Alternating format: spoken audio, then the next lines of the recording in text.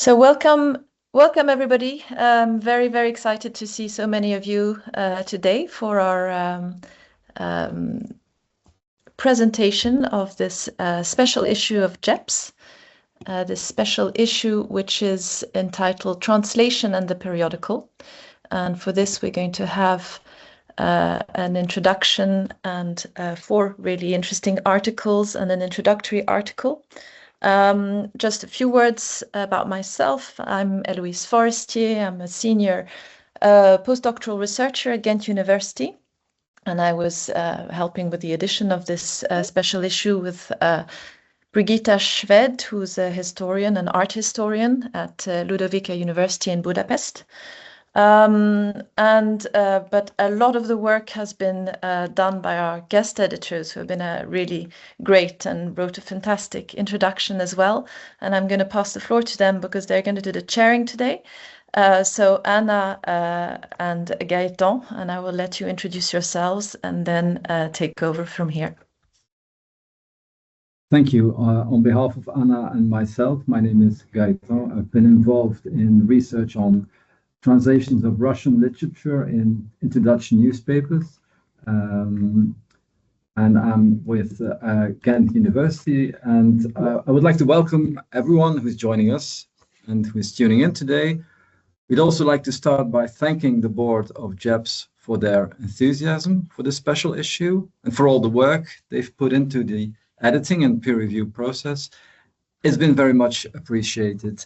This special issue grew out of the conference we held in Ghent in 2023, and it really picks up on the conversations that started there, conversations about translation, not just as something we do, but as a force in its own right, a force that moves through magazines, journals, newspapers, and shapes intellectual networks and quietly changes the way we read the world. What you'll find in this issue reflects the wide range of themes we discussed at the conference. It also gives a sense of where this rapidly growing interdisciplinary field is heading, and that interdisciplinarity is really key here. It brings together people working across different areas and creates a need for ongoing dialogue between them. Ideally, that's something we can continue to build on, using it as a strength to deepen our understanding of both periodicals and translation. And that's also what today is about. Each of our speakers will take you into that lively space where language, culture, and print meet. But before we get into that, I'll hand over to Anna, who will say a few words about the introduction to the special issue. And finally, a big shout out to all the contributors and a sincere thank you for all the work and care that went into making this happen. Thank you, Gaëtan. So I will also on my behalf big thanks for to everyone for coming together this afternoon. A few words about me. If all goes well, I'm in the final stages of my PhD project on translation in Russian émigré periodicals during the interwar years. So translation and periodicals, like with Gaëtan, have been on my radar for a few years now.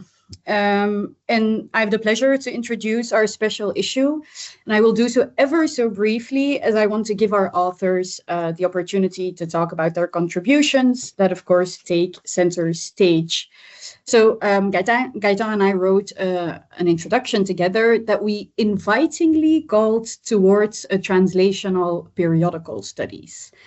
And so I think our main goal was to create a space that JEPS offered of genuine interaction between the fields of translation studies and periodical studies. And so when we were trying in the wake of the conference to formulate a state of the art or an overview of what already has been done at the intersection of both fields, we noticed that similar questions on mediation, cultural transfer, multilingualism, etc., are being raised in both fields. However, as we see it, a shared research agenda or a genuine integrated exchange has yet to be realized fully.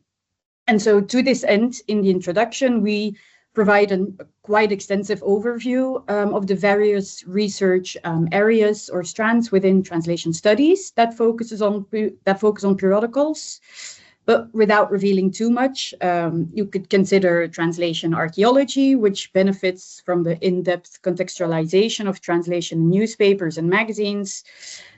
Translation as an intersemiotic and materially embedded practice, so more focusing on the periodical as a medium. And of course, the personal turn, examining the actors that shape translation activity in periodicals. These are but a few strands of research currently happening in translation studies. And so sort of the underlying question we wanted to touch upon in this introduction is whether periodical studies as a field could still benefit from a translational turn, despite the fact that it has been undergoing a decisive shift towards the transnational already. So we have the translational and the transnational that come into dialogue. And so we would argue that a translational turn would still be beneficial to periodical studies. We believe that the benefits of such an approach to periodicals and periodical studies lies in its close attention to the processes of transformation and transfer, but in its concrete form. So translation studies could offer a methodological toolkit that can reveal the procedures and mechanics of transfer and mediation, and all the shifts that texts in their broad meaning undergo when crossing medial, generic, national, and linguistic borders. And so translation maybe makes all these processes empirically legible. And so another question that almost sort of naturally follows out of this thought experiment of periodical studies turning translational is whether we should not just come to terms with the fact that periodicals are a deeply translational medium. So in other words, and this might be a bit polemic, is translation not always in some way a constitutive condition of periodical publishing? Because an object like the periodical is always a result of a transfer or mediation of meanings. And if we would adhere to such perspective, would that change our research questions, methods, and even broader, maybe theoretical stance? Now, I don't have answers yet. I would love to take this up later in discussion if it leads us there. But in any case, what I hope and what I believe that our special issue does is that it shows the potential of adhering to a translational lens when analyzing periodicals. So I'm going in just a few moments going to hand the mic over to our contributors, but I do just to finish off want to emphasize the diversity of what is to come. Namely, we have data-driven translation history, computational and exploratory methods, textual visual migration, and pedagogical practice. And so we really believe that the contributions in the special issue demonstrate that translation operates not only or mere as a confined literary practice, but could really be approached as a methodological approach for analyzing the epistemological, material, and cultural functions of periodicals. And so now I gladly hand over the metaphorical baton to Maris, who will talk about her contribution that she's written with Daniele Monticelli as well. Thank you so much, Anna. My name is Maris Saagpakk, and I'm affiliated with Tallinn University, Estonia. And before I start, I want to thank the editors of the journal and also the guest editors, Gaëtan and Anna, with whom we have had this wonderful cooperation over the past half year. But I am here to present our article, The Estonian Translation Database, a novel platform for the study of periodicals in translation history. And it was written by my colleague Daniele Monticelli and me. And it comes from our attempt to write the history of the literary translation in Estonia. And it seems evident to start with books, and traditionally translation histories written in other countries have focused mostly on books.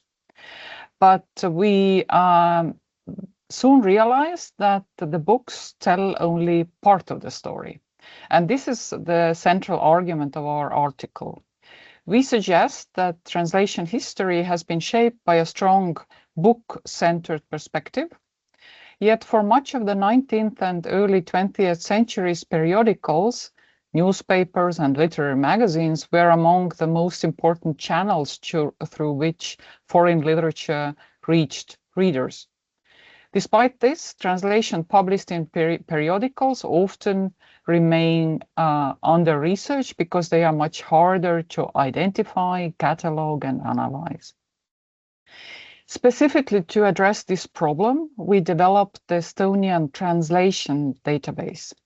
It brings together information about literary translations published in Estonian between 1850 and 2010, including book translations and translations that appeared in periodicals. And it currently has 50,000 entries. One example how this database has already changed the way we can address translation history is the reception of the French writer Guy de Maupassant. Traditional library catalogues suggest that Maupassant entered Estonian culture around 1900. However, if we include periodicals in our analysis, we discover that his works were already being translated and published in Estonian magazines almost 20 years earlier. This illustrates one of our main findings. Foreign authors often entered Estonian culture through periodicals long before they appeared in book form. When we compare translations published in books and periodicals between 1875 and 1905, the results are revealing. Literary translations in periodicals outnumbered book translations by roughly 10-1.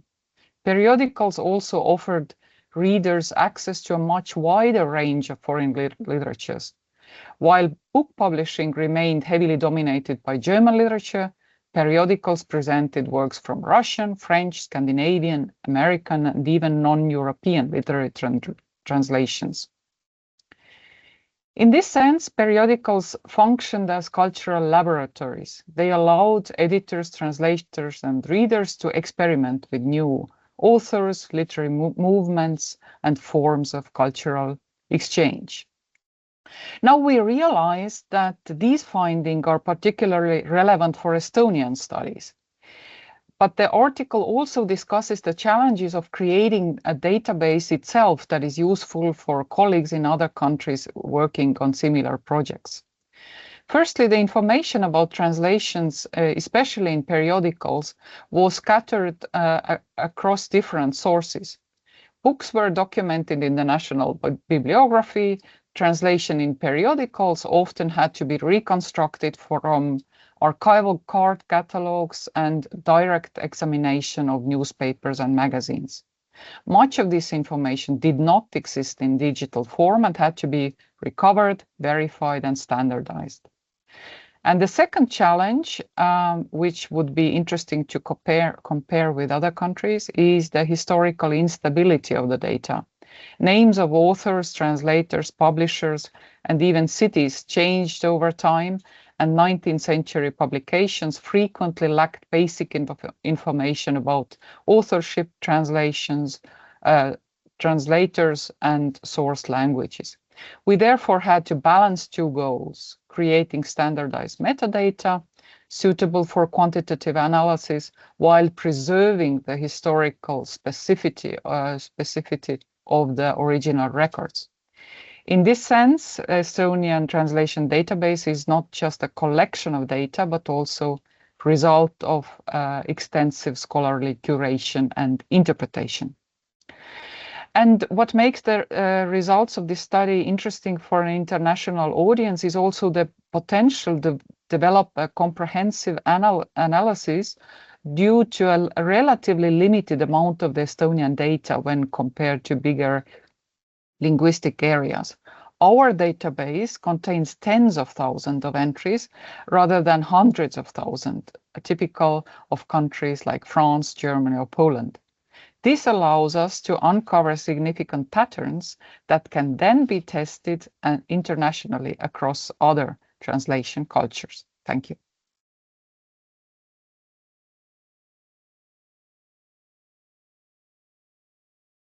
Thank you, Maris. I think we'll jump right over to Marina, if that's okay, Marina, for you. Perfect. Thank you very much. I also wanted to thank both the editors and guest editors for this wonderful project that we've been working on now for some time.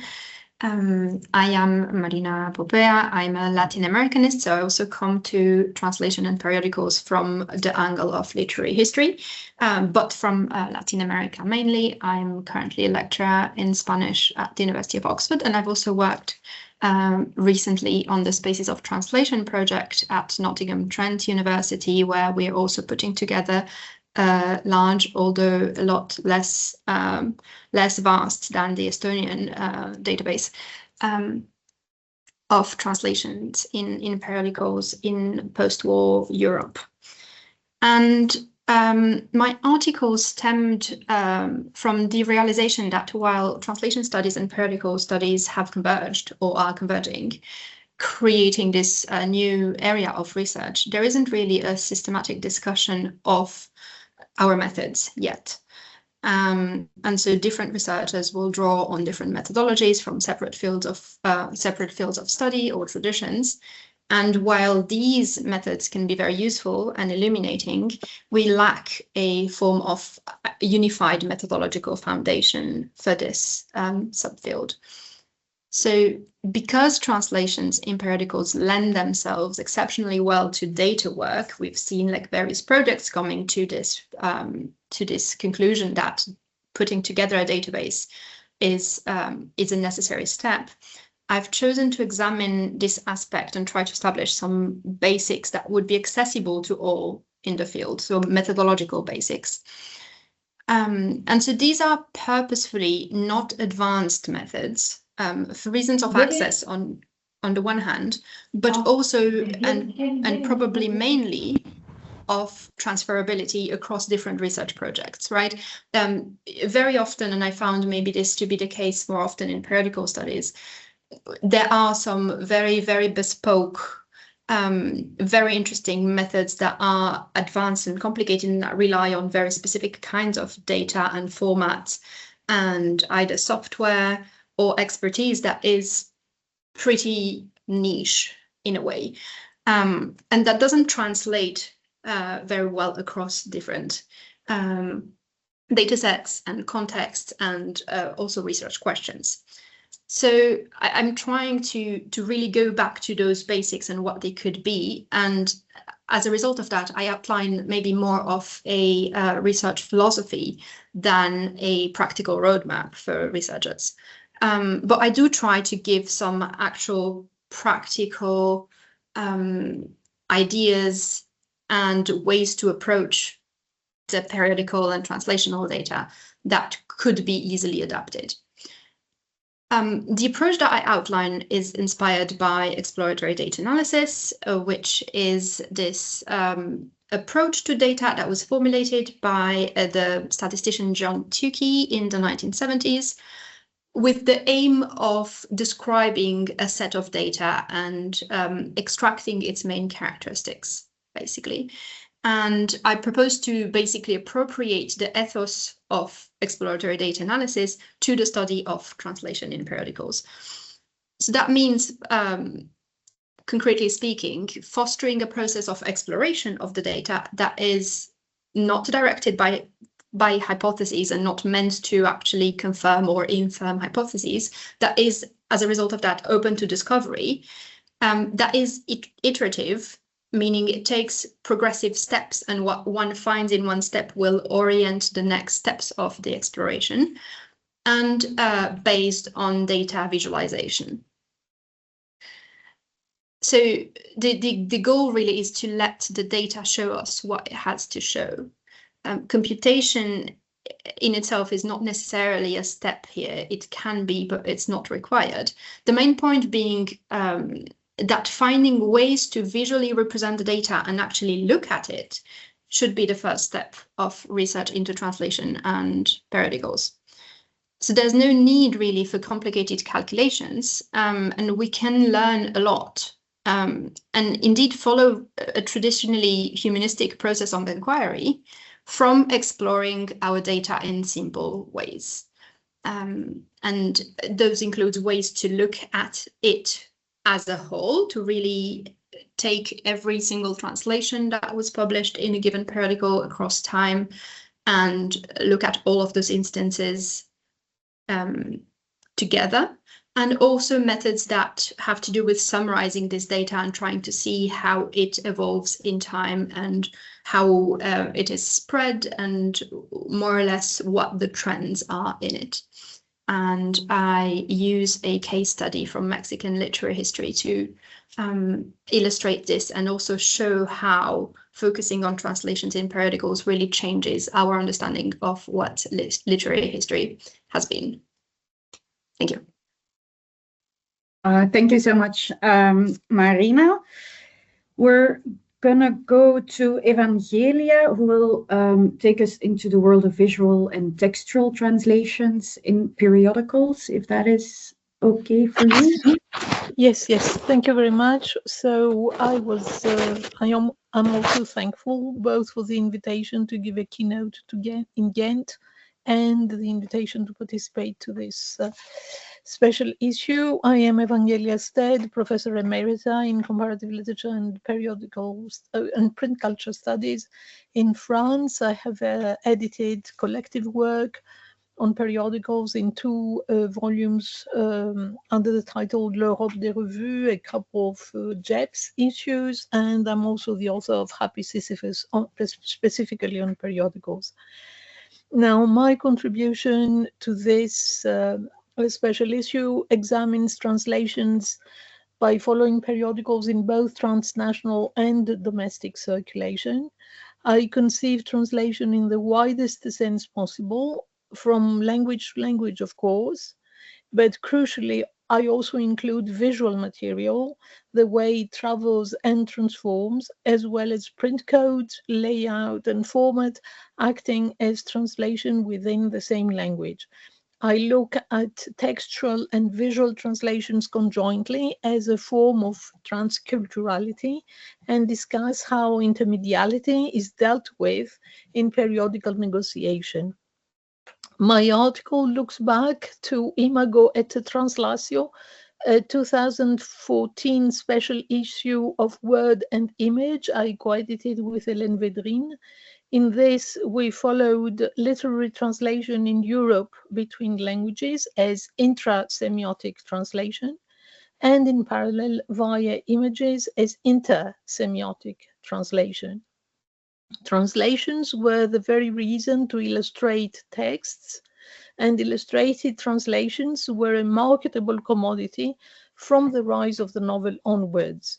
However, our investigation was based on books, not periodicals. Therefore, the question would be, why is it specific and significant to follow such transformations in periodical cultures, which are easily transformable, variable, nomadic, and extraordinarily portable? I would like to stress a few points stemming from my case studies. First, I would say that visual and textual translations act not only as intersemiotic relations between text and image, but as cultural statements to be set and understood in historical perspective. In my first example, for instance, I look at the figure of Circe and I consider how a double text and image spread from a periodical in the 1920s summons and harvests aspects of the Circe myth dating from a quarter of a century earlier, which in turn reconsiders and translates the ancient figure of Homer's enchantress in modern fin de siècle light. Second, I follow a French illustrated tale of Normandy law as it travels and morphs from local to global context through its British and Canadian reworkings. In its transformations, offer the opportunity to fathom print in transition, but also figure out each periodical's readership, pointing at a variety of social and cultural contexts. I additionally stress how difficult it may be to follow textual and visual translations, as the circulation also thrived on poaching. Third, I suggest we consider visual translation also through compositional codes, design elements, formats, and layouts which structure a text's meaning. My example is a poem in prose set in one compact paragraph of only text, which looks back to the literary and visual tradition of antique stellae, that is, vertical slabs commemorating the dead in antiquity. 4 diverse layouts and formats in French periodicals, 2 of which are illustrated, the other 2 only text, exemplify how ordinary stock typography, this is no experimental typography, but ordinary stock typography within the same language, and also this text's place within the body of the periodical, may take on and express the veiled visuality of the poem in prose.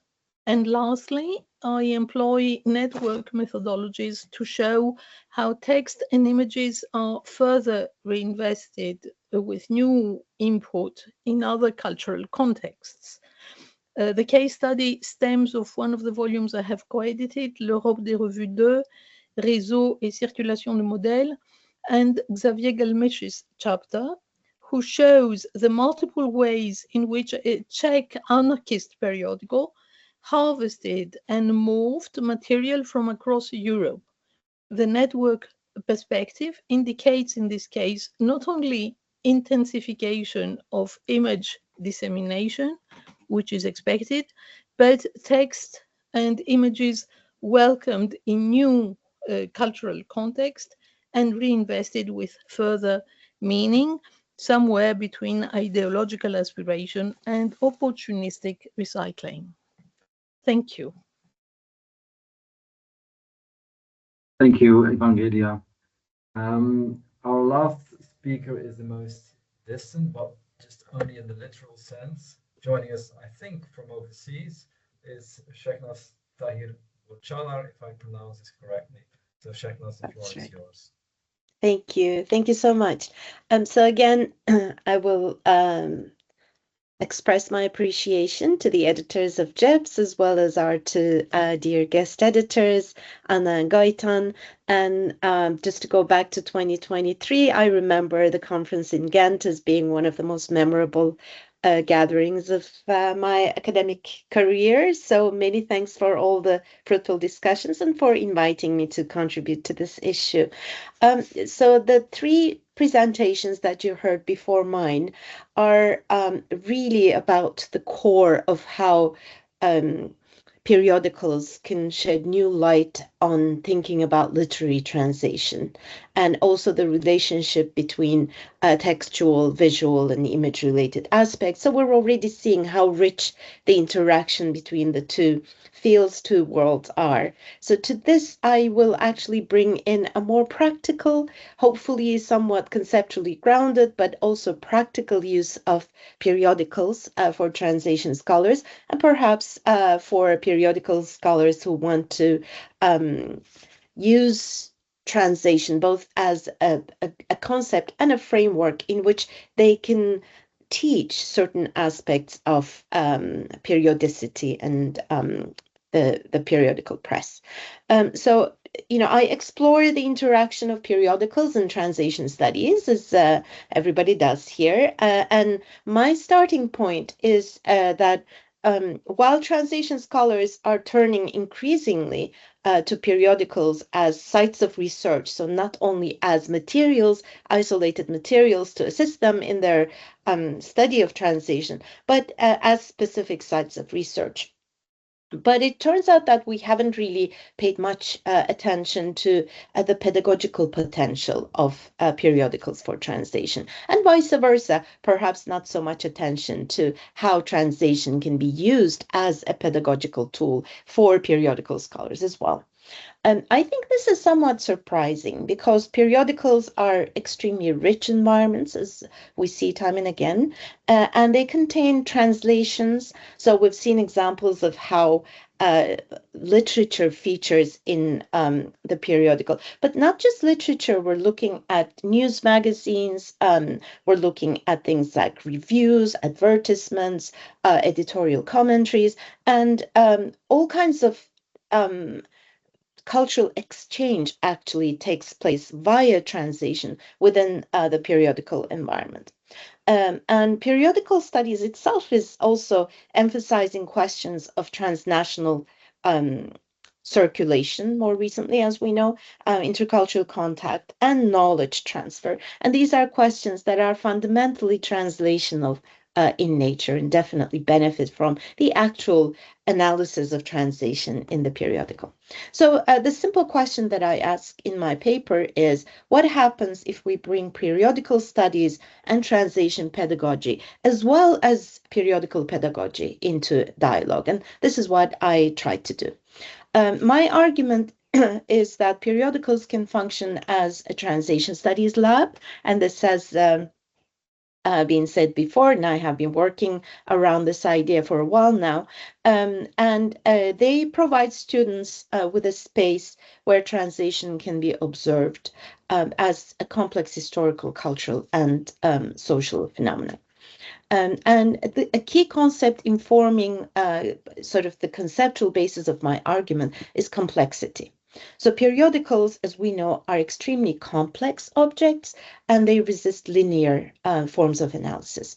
There are simultaneously open and closed systems, and each issue has a recognizable identity, but it is also different. So that resonates with the well-known distinction in translation studies, the relationship, the tension between sameness and similarity. And we're seeing that surface in periodicals as well. So that's why I find complexity thinking particularly useful in teaching with periodicals. And rather than reducing periodicals to individual articles, themes, or translations, complexity allows us to think about the periodical as a dynamic system in which multiple agents and processes interact.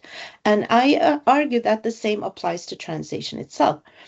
So translation studies has struggled with the relationship between what we call a systems approach, or individual agency, and larger social structures.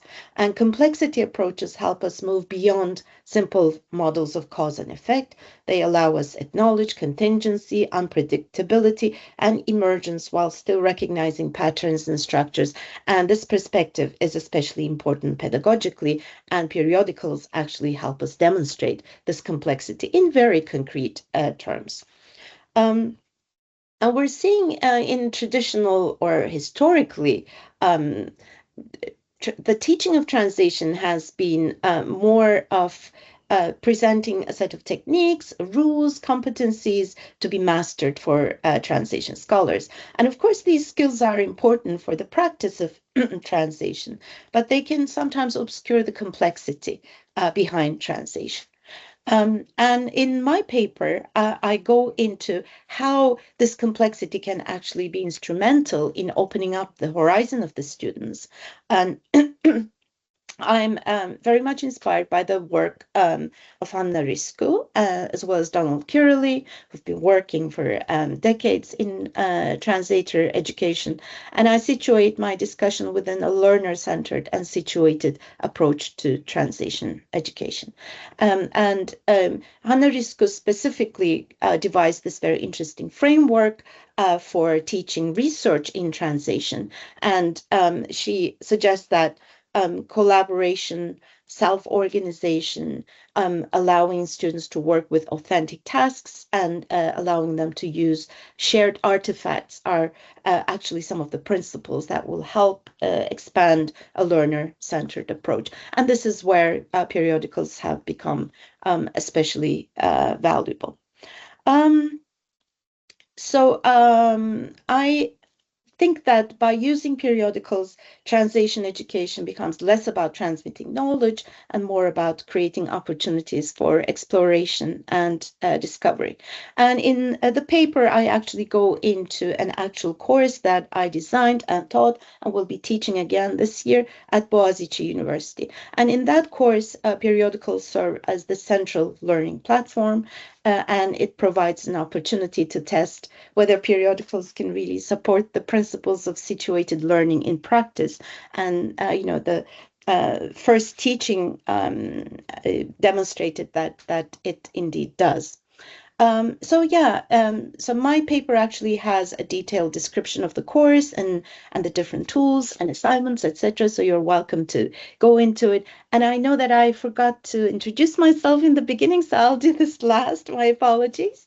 As I'm Sehnaz Tahir-Gürçağlar. I'm an adjunct professor at York University, at Glendon College in Canada, and also a retired professor and part-time instructor at Boğaziçi University in Istanbul. Thank you.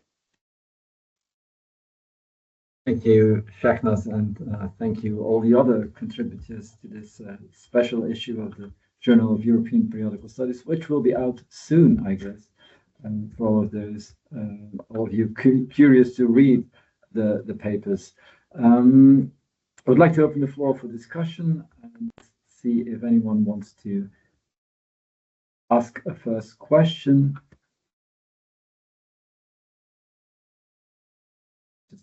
Scanning the screen if somebody wants to open the discussion. Agreed. That was also actually going to be one of my first questions for you, Maris, because we've been encountering exactly the same questions and debates around the spaces of translation database and exactly what do we consider to be a translation, not only because sometimes some texts are not credited to any translator, or they've been written by authors who might have spoken in different languages and are known to have occasionally spoken in the language in which the text is published, but not really to have written in that language. And like, where do you put the line of what you infer to be a translation, and what is not, or what is left out? And I think there's very varying degrees of certainty around what would have been translated, but sometimes what is very unclear whether it was or not actually a translation.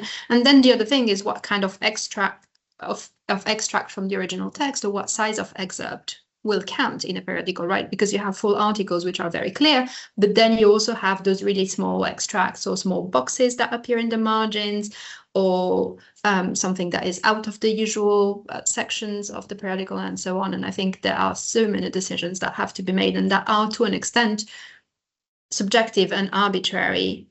And the really only slightly satisfactory solution that we've found so far is to really document all those choices really well in the documentation of the database, so that any user will be aware of exactly what has been collected and how it has been collected, in order to try to not really reify the data into something that is an objective representation of what is in those periodicals.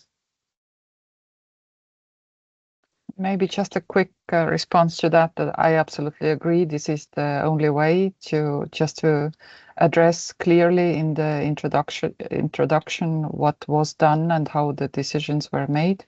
And sometimes, as it is in our case, I think also some ideas come only at the end. So this also needs to be addressed as limitations. So what could have been done and what the others could do maybe, but yes. And then simply some elements we have left out because of time and energy reasons. Like for example, it's actually not easy to say what is religious song and what is not in the 19th century and earlier. So it's all somehow the act of singing is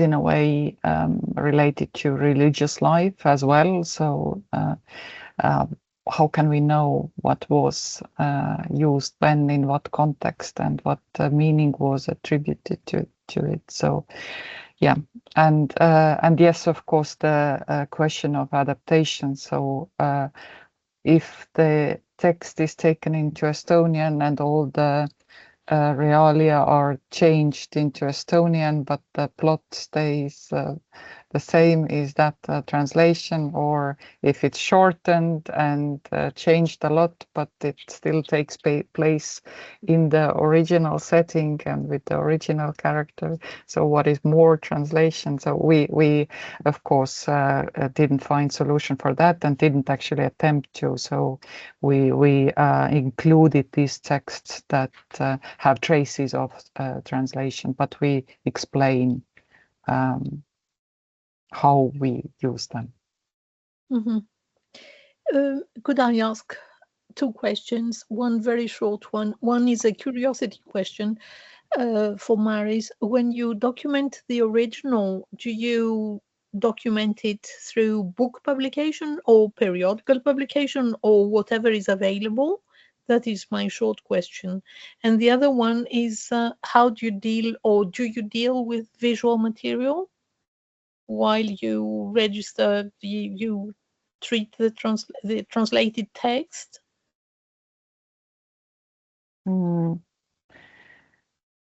The visual material, I would get to that first. The visual material has actually been very helpful in tracing the translations, because in the cases of 19th century translations where the authors and source languages are not mentioned, sometimes the visuals of the periodicals use certain visuals from the source periodical, so that we can then compare those magazines and find some source texts.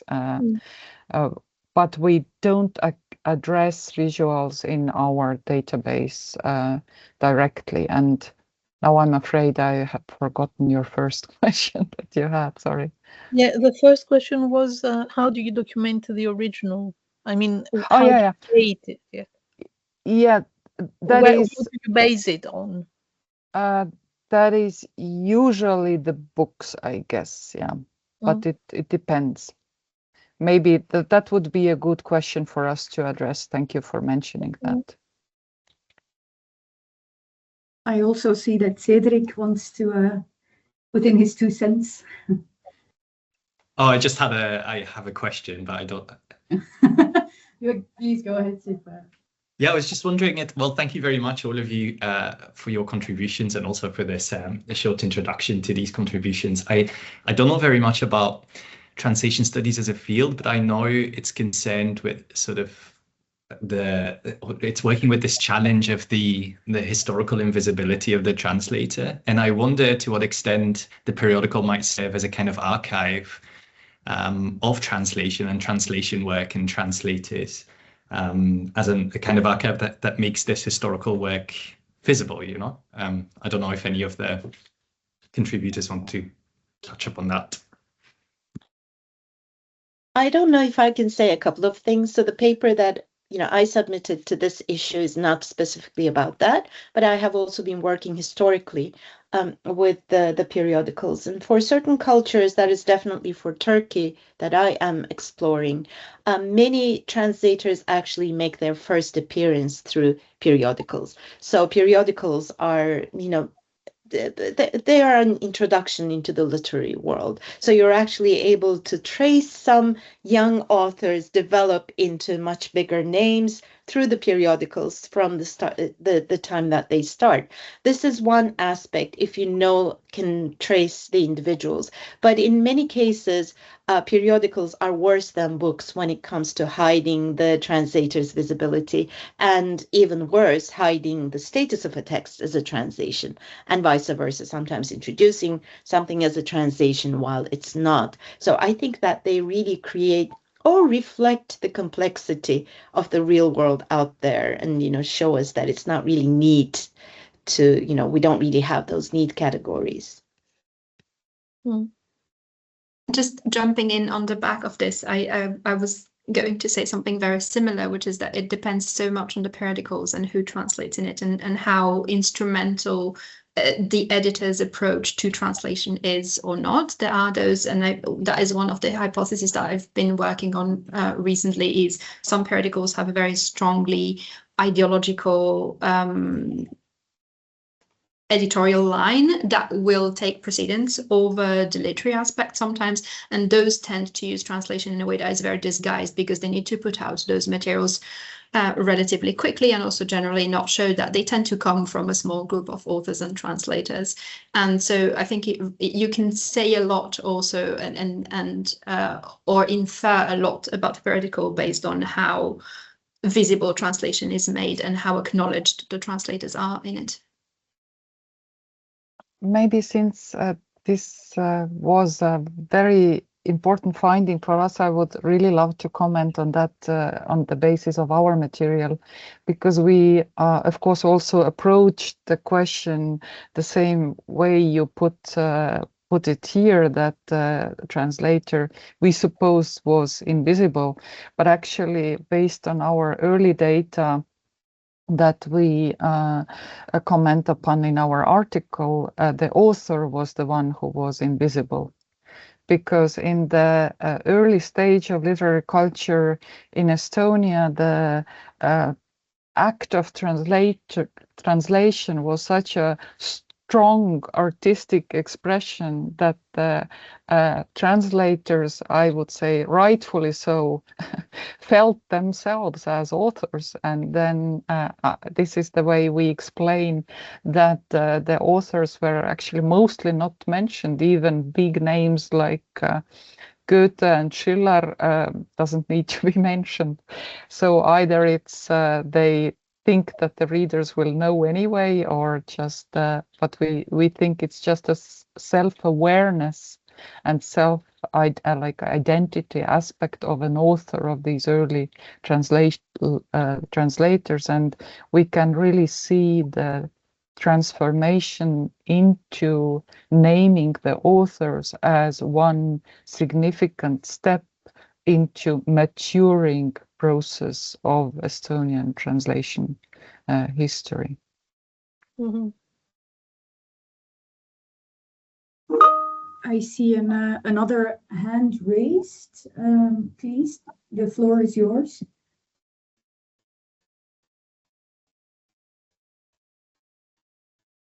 Hi, I can wait to read of course, all of the articles, and thank you for this presentation.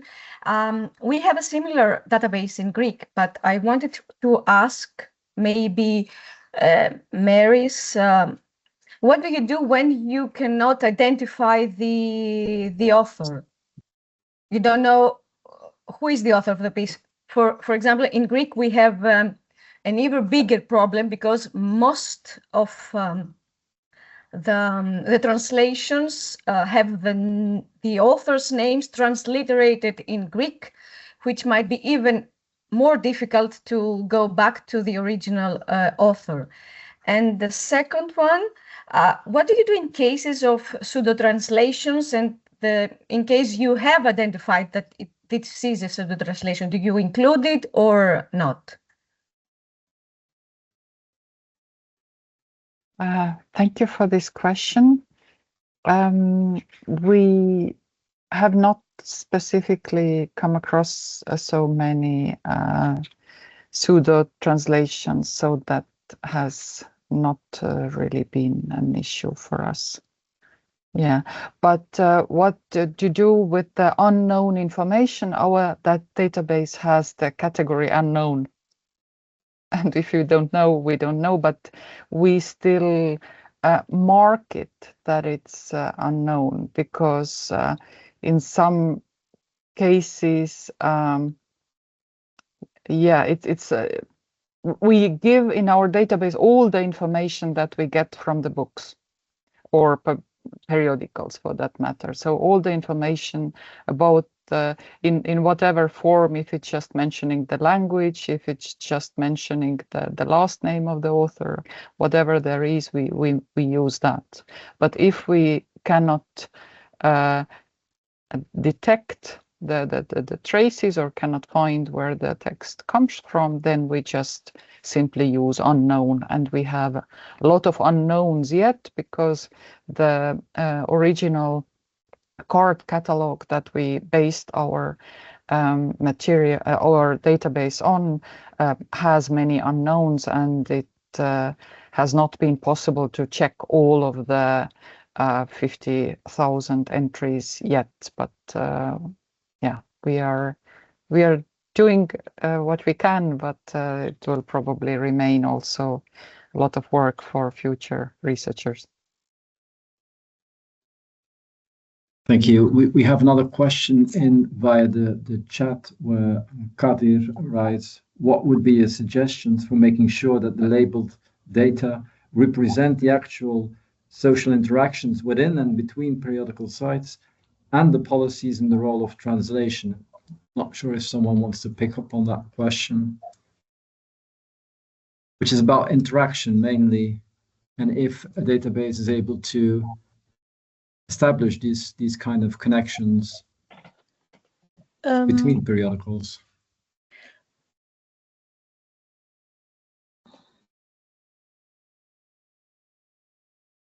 Evanghelia, if you want to answer. No, I was just thinking.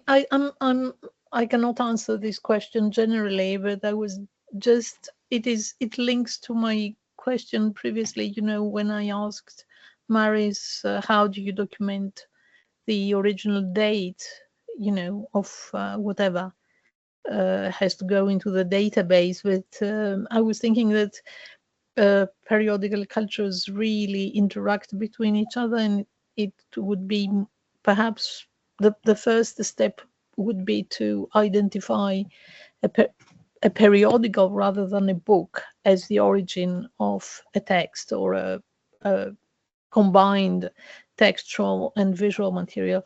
I found particularly interesting the information you just gave us previously, you know, that visual material, you do not address visual material, but it is useful to document who is who and where the text comes from.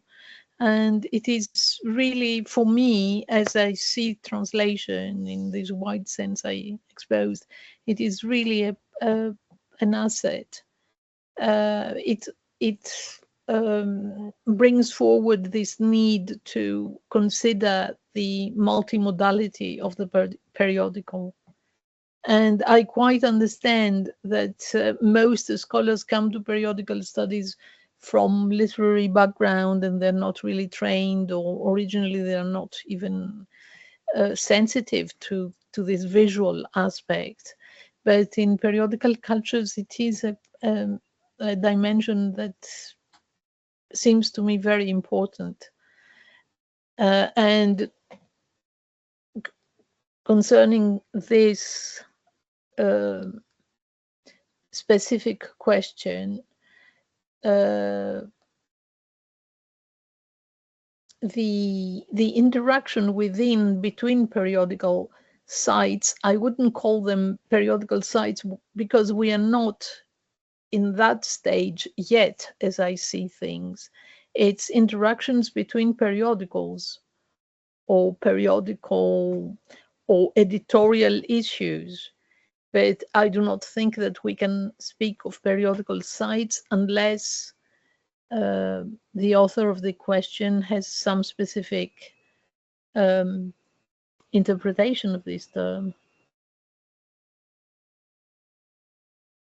I was also curious to hear more about what is meant by actual social interactions in the question. I think that would help maybe us give an answer to it.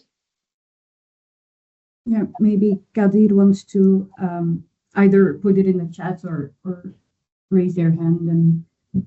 And but maybe while they're doing so, if I can take up my sort of right as co-guest editor to speak now, was thinking about, I really liked what you said, Evanghelia, about the sort of the visual aspect of the periodical, but I think our discussion now, as I understood, mainly focuses on maybe literary translation, which is but one sort of part of translation that can be part of a periodical, as Sehnaz already mentioned in her talk as well. And so I think, also referring back to Kadir's question, I think to know if your label data represents the actual sort of social world and the interconnectedness of the periodicals, it's so important to look at the periodical and not look at literary translation in the periodical. Mm-hmm. I'm saying this to myself as much as anyone listening, because during my research, I'm looking into literary translation in Russian emigre periodicals, but it's such a restrictive way of looking at those periodicals, which were illustrated magazines, interwar genre that was very common around the world, but they bring into context, or they bring into one place so many different discourses. And before I sort of had to understand what is translation within this Russian emigre context, what is translation in this periodical, how is it hidden, how is it sort of mentioned in paratextual elements. And so I had a database, and now I sort of am coming to the conclusion that it's a list of names, but it doesn't necessarily give me that much information on how translation as sort of a concept or praxis or theory worked in that community. And I think periodicals still can shed light on this as well. So that was my thinking during our sort of discussion. Is translation sort of a unit of measurement or a unit of analysis? And then how should we define it then? And I think it connects back to database. And but I see that Kadir has specified. So specifically with periodical sites, I had in mind certain habituses related to certain literary movements that produce more than one periodical. So yeah, I think a bit of Bourdieu slipped in. I'm sure I see Sehnaz, your hand is raised. Yeah, just to complement what you were saying and what Evanghelia said specifically about the visual aspects, I think we've been calling for the importance of looking at the periodical as a whole in itself and the interactions among periodicals, so the external dialogics within the periodical, and of course both the textual and visual aspects play a very important role. But perhaps we're again being a little, by trying to create a focus, maybe we are over-focused and forget that periodicals are actually part of a print culture that includes various forms of printed materials. And in those cases, we don't always know what a periodical is even. You know, if you have one issue, one pamphlet, is that a periodical? Is it not? And then how do they relate to the printed book? Because I think in many cases, the printed books, be they the source text, be they a retranslation or a printed version, a reedition, they are in very close contact with what is there in the periodical. So I think it's important to look at this as a whole network. So, you know, a universe of print culture. Yes, Eloise, if you would like to maybe. Unfortunately, I think I have to bring this meeting to a close. I see that Mary still had something you wanted to say, but I think we have to kind of wrap it up. And I just wanted to say also a word of general praise for this for this special issue, as I've been hearing all of you.